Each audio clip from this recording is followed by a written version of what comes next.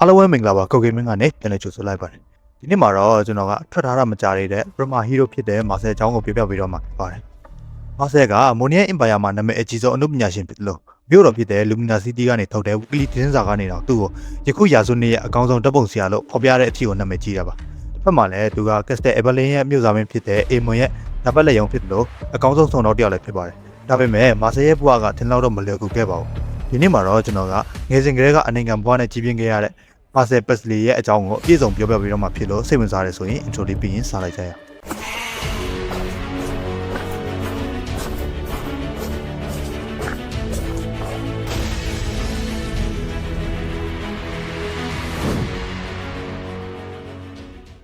မာဆယ်ရဲ့ဇလန်ကကက်စတယ်အဗလင်းကနေစတာပါဒီနေရာမှာကက်စတယ်အဗလင်းဆိုတာကမိုနီယမ်အင်ပါယာရဲ့တောင်ဘက်မှာရှိတဲ့ပက်စလီမိသားစုရဲ့အဓိကအခြေစိုက်ရာမြို့ပါပက်စလီမိသားစုဆိုတာကလည်းမိုနီယမ်အင်ပါယာမှာတော်တော်အင်အားကြီးရဲ့မိသားစုတွေပါခုချင်းတော့ပလက်တီနာရိုဆိုတာကလည်းဒီမိသားစုကနေပဲလာတာပါတကယ်လို့တောင်ဘက်မှာရှိတဲ့အပိုင်ဆယ်တွေတိုက်ခိုက်လာတဲ့အချိန်ပက်စလီမိသားစုကကြာဆုံးသွားခဲ့ရင်မိုနီယမ်အင်ပါယာလည်းကြာဆုံးသွားပြီလို့ပြောတဲ့အထီကိုပက်စလီမိသားစုရဲ့အချိန်ဝါကကြီးတာပါဒါပေမဲ့ဒီလိုမိသားစုမှာမွေးလာတဲ့မာဆယ်ကငငယ်လေးကလေးကကံမကောင်းရှာဘူးဗျသူ့အဖေကမိသားစုအာနာလူဝဲတွေချာမှာအချုံးပေးပြီးကိုကိုတက်တေသွားခဲ့တယ်ဒီလိုရက်ကပက်စလီမိသားစုမှာဖြတ်မရတဲ့အမဲဆက်ဖြစ်သွားခဲ့လို့အဲ့ဒီမဲဆက်ကိုမာဆယ်တယောက်တည်းကငငယ်လေးကလေးကခါးစီခံခဲ့ရတာသူကပစည်းမိသားစုဝင်ဖြစ်ပေမဲ့တစ္ဆာပေါရဲ့သားဆိုပြီးအားလုံးရဲ့ဝိုင်းပယ်ခြင်းကိုခံခဲ့ရတာဗျဒါပေမဲ့ဒီလိုအနိုင်ကျင့်ခံရပေမဲ့မာဆယ်ကအမြဲတမ်းပြုံးနေခဲ့တယ်လူတွေကသူ့ကိုနိုင်ကြပေမဲ့သူကတော့အားလုံးကိုအပြုံးနဲ့ပဲတုံ့ပြန်ခဲ့တယ်ဘာလို့လဲဆိုတော့သူ့ဘက်မှာနားခွေရတခုတော့ရင်ခွေဖြစ်တဲ့သူ့မိရှိနေလို့ပဲသူ့မိကသူ့ကိုဒီဒုက္ခတွေထဲကနေမကယ်ထုတ်နိုင်ခဲ့ပေမဲ့လက်ဆောင်တခုတော့ပေးခဲ့ပါတယ်အဲ့ဒါကတော့ကင်မရာတစ်လုံးပါသူ့မိကပြောတယ်ဒါလောကကြီးကိုဒီကင်မရာတွေကနေကြည့်ကြည့်ပါတို့တွေပြောင်းလဲလို့မရတဲ့အရာတွေရှိပေမဲ့ဒီအခိုက်အတန့်တွေကိုတော့တို့တွေတင်ထားလို့ရတယ်တဲ့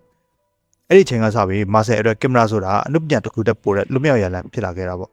ဒါပေမဲ့ကကြမာကရက်ဆက်ပါတယ်သူ့အမေက PR ချာမှာသူ့ကိုထားခဲ့ပြီးထွက်လာခဲ့တယ်ဗျဒီနေ့မှာတော့မာဆယ်ကရက်ဆက်တဲ့အင်တွေပြစ်ဒဏ်တွေကြောင့်တေးလူမျောပါဖြစ်နေတဲ့အချိန်မှာသူ့ရဲ့ဒေါရတွေနာကျင်မှုတွေကနေကလမာဆိုတဲ့အခြားကူပါတစ်ခုမွေးဖွားလာခဲ့ပါတယ်ပြီးတော့အဲ့ဒီကလမာဆိုတဲ့ဒုတိယစိတ်ဝင်ကြီးကိုမာဆယ်ကမော်စထရာအနဲ့သူ့ကင်မရာတွေကိုထည့်ထားလိုက်ပါတယ်မာဆယ်ကအေးစစ်နေတယ်ပေမဲ့ကလမာကအရန်ကျမ်းပါတယ်ဒါပေမဲ့သူတို့ညောက်လုံးကတော့ဝင်းကြီးတစ်ခုတည်းရဲ့အပိုင်းစားတွေပါအဲ့ဒီချိန်ကစပြီးမာဆယ်ကတမန်တပုတ်စီကမဟုတ်တော့ပဲလူတွေရဲ့စိတ်ကံစားချက်နဲ့ဝင်းကြီးကိုပါဖမ်းယူနိုင်တဲ့ soul photographer ဖြစ်လာခဲ့ပါတယ်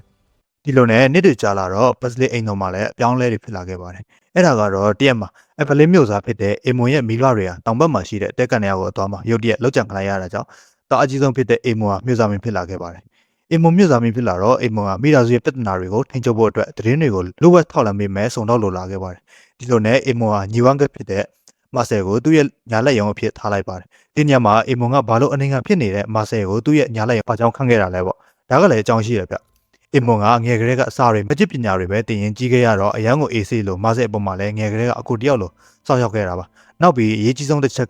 လူလိမ်တွေပေါ်တဲ့ AI ကကြီးထဲမှာစကန်မမိဖို့တတိပြုပါအလိမ်မခန့်ရပဲစိန်နဲ့ UC ကိုဈေးတန်မြန်ဆန်24နာရီဝယ်ချင်ရင်တော့ယုံကြည်စိတ်ချရတဲ့ Go Gaming MM ကိုလာခဲ့ပါတခြား Game Topic တွေနဲ့ကက်ကက် Pro နဲ့တခြားအကောင့်မျိုးစုံကိုလည်းရနိုင်ပြီနော်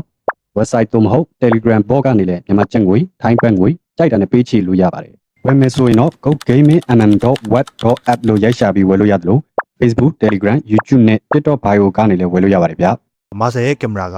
အဖြစ်အပျက်တွေကိုအကုန်မှတ်တမ်းတင်နိုင်တဲ့အချက်ပါဒါကအေမွန်အတွက်လိုချင်တဲ့သတင်းတွေကိုအပြည့်စုံရှာဖွေပေးနိုင်တာကြောင့်ပါပါတယ်နောက်ပြီးမာဆယ်နဲ့အေမွန်ချာမှာတူညီတဲ့အချက်ကနှစ်ယောက်လုံးကအပြင်ကကြည့်ရင်အေးစစ်စစ်နေတတ်ပေမဲ့နောက်ွယ်မှာတော့လိုအပ်လာရင်ရန်သူကိုရဲရဲဆက်ဆက်တိုက်ခိုက်တဲ့အကျင့်ရှိနေတာပါဒါကြောင့်လည်းအေမွန်ကတချို့ကိစ္စတွေမှာသူကိုယ်တိုင်လှုပ်ရှားမလို့ပဲမာဆယ်ကိုတာဝန်ပေးလိုက်ရုံနဲ့အကုန်အဆင်ပြေရကြောင်းလည်းပါပါတယ်မာဆယ်ဘက်ကပြန်ကြည့်ရင်လည်းအေမွန်ဆိုတာငယ်ကလေးကသူ့ကိုနားလဲပေးခဲ့တဲ့အကူအကြီးဆုံးဖြစ်တယ်လို့အခုလည်းသူ့ကိုအရေးကြီးဆုံးတာဝန်ပေးထားတဲ့ကြောင့်အေမွန်ဘောတော်တော်တစ္ဆာရှိတာပ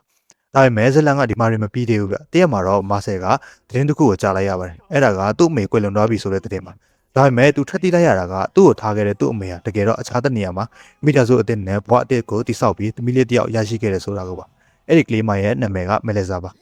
ဟုတ်ပါတယ်ကျွန်တော်တို့ဂိမ်းထဲကမယ်လီဆာနဲ့မာဆယ်တို့ဆိုတာကအမေတို့အဖေကွယ်မောင်နှမတွေပါတရက်မှာတော့မာဆယ်ဟာမယ်လီဆာနဲ့ဆုံတွေ့ချိန်မှာတော့သူ့ကင်မရာတွေကကလင်မာကအကြီးအကျယ်ပေါက်ကွဲခဲ့ပါတယ်အကြောင်းကတော့မယ်လီဆာစီမှာတွေ့လိုက်ရတဲ့အယုတ်ကြောင့်ပါအဲ့ဒီအယုတ်ကမာဆယ်အမြဲမမိနေခဲ့တဲ့သူ့အမေရဲ့အကြိုက်ဆုံးအယုတ်ဖြစ်နေတာပါဒါကြောင့်ကလင်မာကငါ့ကိုတော့ပစ်ထားခဲ့ပြီးဒီကလေးကိုကြာကယူဆိုင်ခဲ့တာလားဆိုတဲ့အတွေ့နဲ့အတော်ရထွက်ခဲ့တာပါဒီအကြောင်းကိုတော့ mobile နဲ့ချမ်ဘက်က cinematic video လုပ်ပေးတာကြောင့်စိတ်ဝင်စားတယ်ဆိုရင်တွားကြည့်လို့ရပါတယ် comment မှာလည်း link ချပေးထားပါမယ် မာဆယ်ရဲ့မောင်စမအင်တွေကထိမရနိုင်ဖြစ်လာပြီးသူဟာမကြာခဏသတိလက်တာတွေမှတ်ဉာဏ်ပြောက်တာတွေဖြစ်လာခဲ့ပါတယ်။နောက်ဆုံးမှာတော့သူဟာအမှန်တရားကိုရှာဖို့သူ့ကိုယ်သူဓာတ်ပုံပြရဲပြီးကင်မရာကဘာတွေကိုဝင်တော့ခဲ့ပါတယ်။ကင်မရာထဲမှာမာဆယ်ဟာသူ့ရဲ့အချင်းစီမှတ်ဉာဏ်တွေကြားထဲကနေဒဏ်ရာတွေပြည့်နေတဲ့သူ့ရဲ့စိတ်ဝိညာဉ်အစစ်ကလမာကိုတွေ့ခဲ့ပါတယ်။သူဟာနာကျင်မှုတွေကိုမခံစားခြင်းလို့ကလမာစီမှာအမြဲတမ်းပုံချထားခဲ့တယ်ဆိုတာကိုနားလည်တော့ခဲ့ပါတယ်။